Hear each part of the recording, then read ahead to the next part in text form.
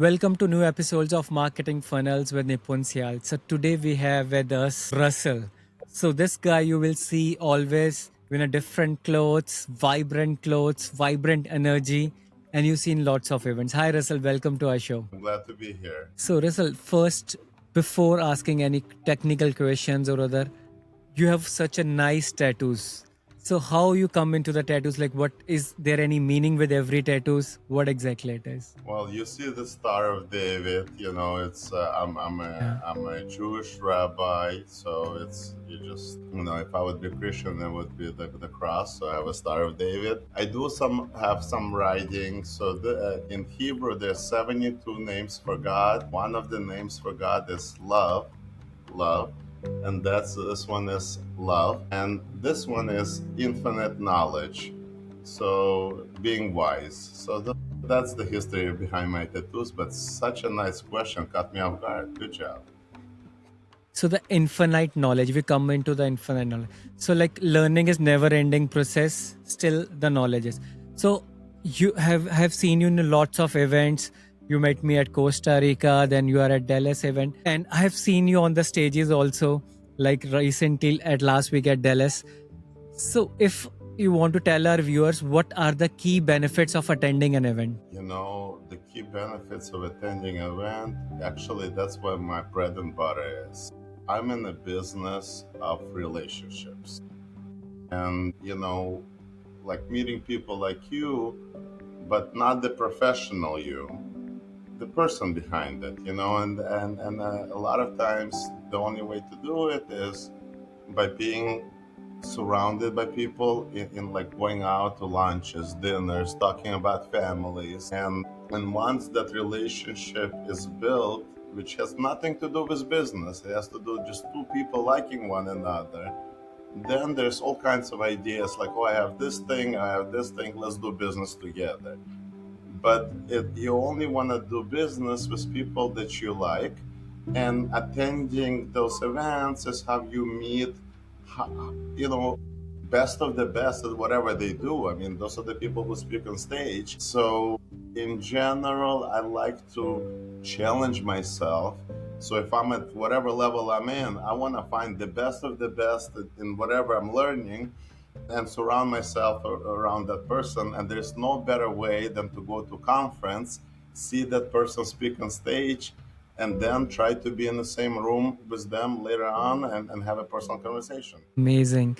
So, what advice you can give to the people? Because sometimes people think that they are in their working zone. Lots of entrepreneurs, what they do is they keep on working, grinding, but they are not able to network with the same like-minded people, which people can go into the events.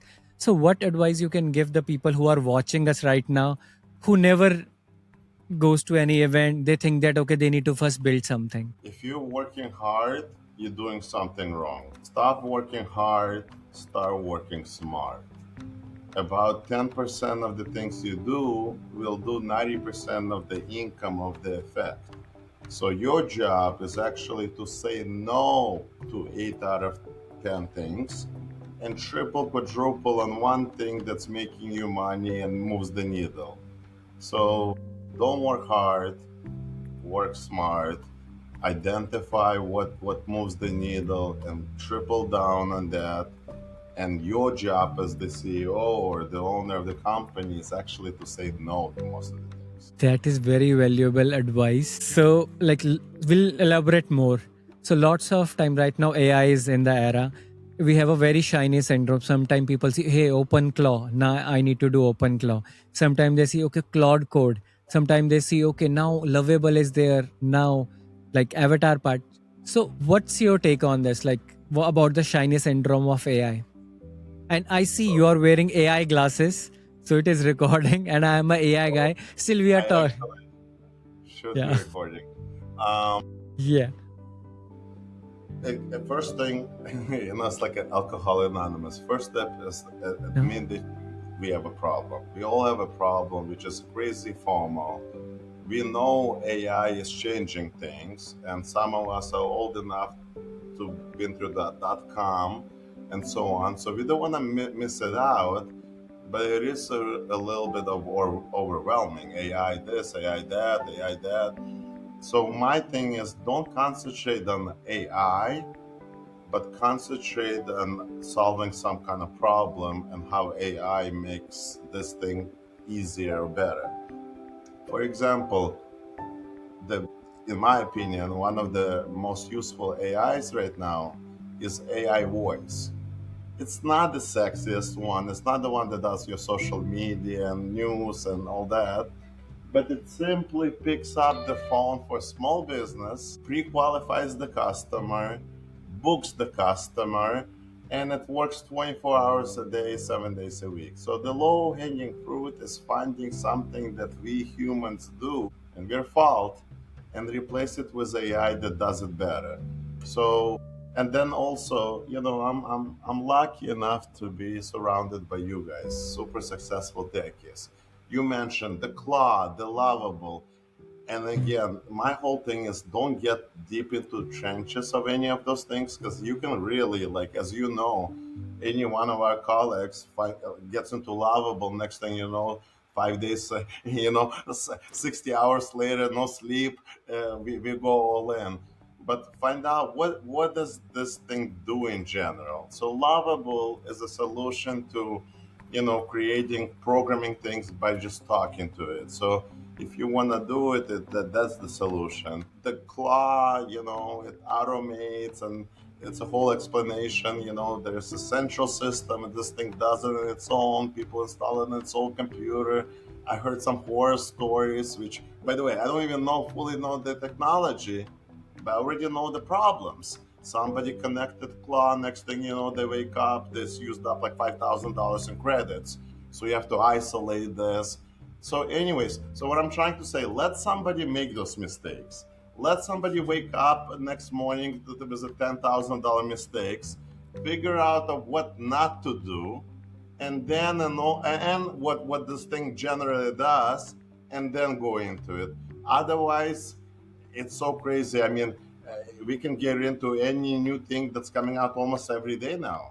So that's a really amazing tip. Now you talk about the term superb, superb, S for successful. And I think your favorite word is S, because I see your brand name Sasso.ai. So can you tell our viewers what exactly Sasso.ai and how this name comes into picture? SaaS, software as a service, if you look at the history behind it, it goes back to 1970s, when IBM frames would be around and those machines would do 1 millionth of what the current computers do.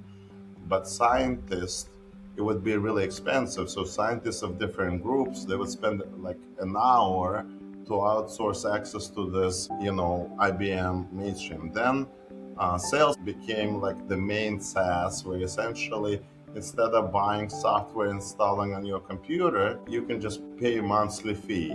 The most popular SaaS is probably Microsoft Office. And people don't even realize, but back in the days, you used to buy it and you owned this whole version and you never had to pay anything else. And then they switched it to the monthly. Now, SaaS stands for software as a service, and O is operating system. And the idea is that everything in our life is the software that runs things. Even your bank, you log in and you trust with all your money, is some variation of software. Phone service is some kind of a software.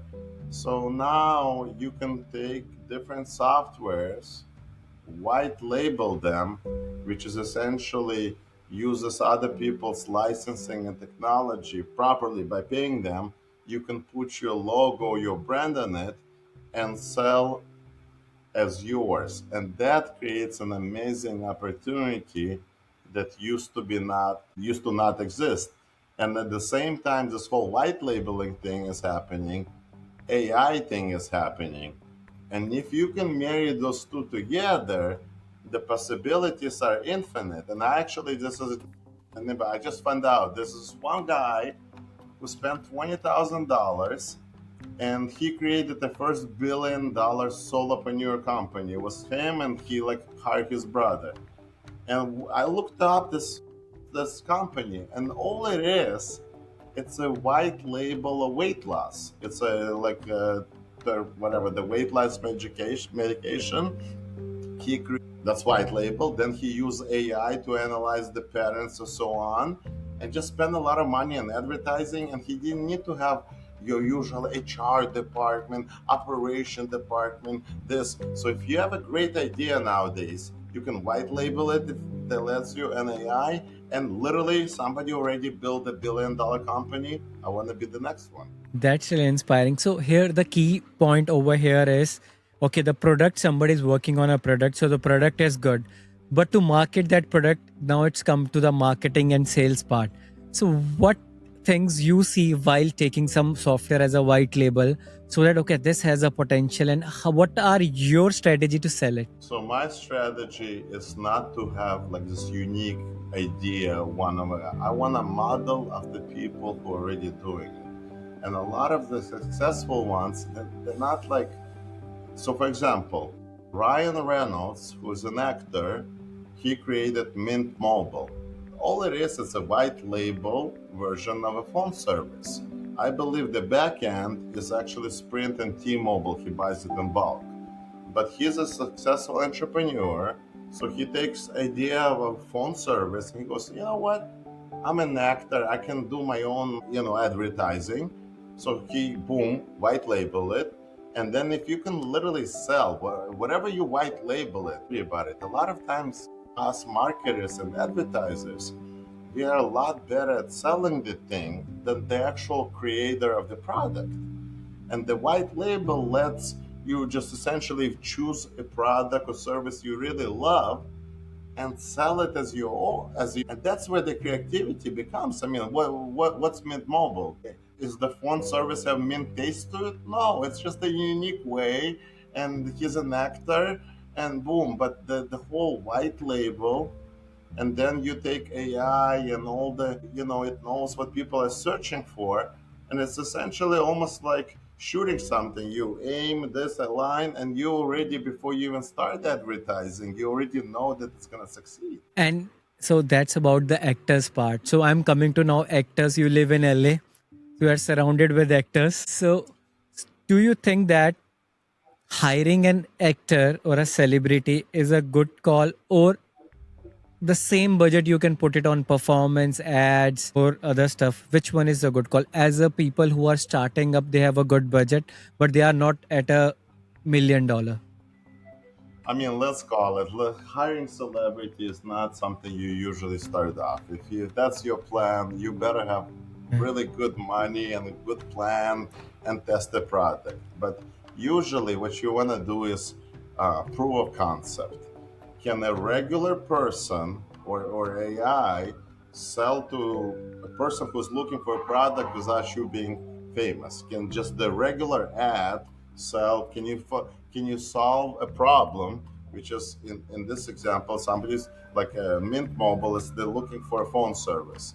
So yes, and there's companies been experimenting with hiring macro influencers or micro influencers, somebody who not a celebrity but they have a few thousand followers, and they create this video for you, and you pay them per video, and then different videos attract different types of audiences.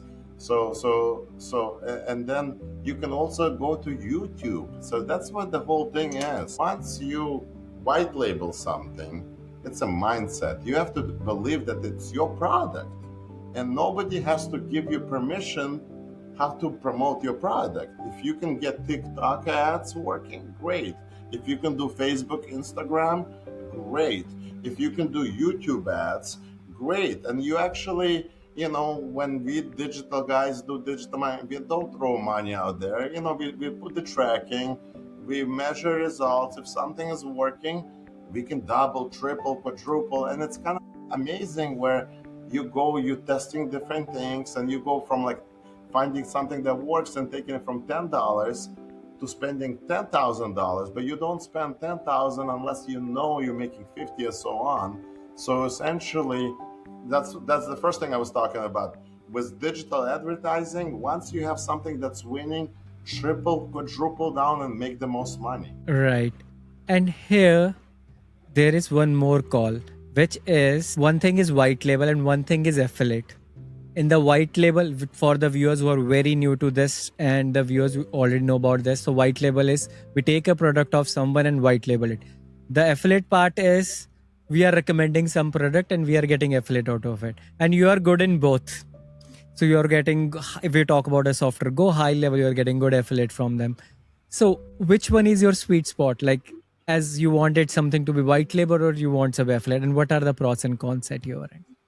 That's a very advanced question, but you're absolutely right. In my tool set, I can go the affiliate route, or I can go white label route, or I can do a little bit of overlap. Now, an affiliate route, what's cool about an affiliate route is that you're selling 100% somebody else's product, service, and you're not hiding their brand behind it. So, for example, in high level, you say high level is the most amazing software that does da da da da da. Use them, but if you want support, you didn't buy this thing from me. You bought it from high level. This is an amazing company. So, in my thing, is all I have to do is refer them, and then they provide the support and retention and everything else out there.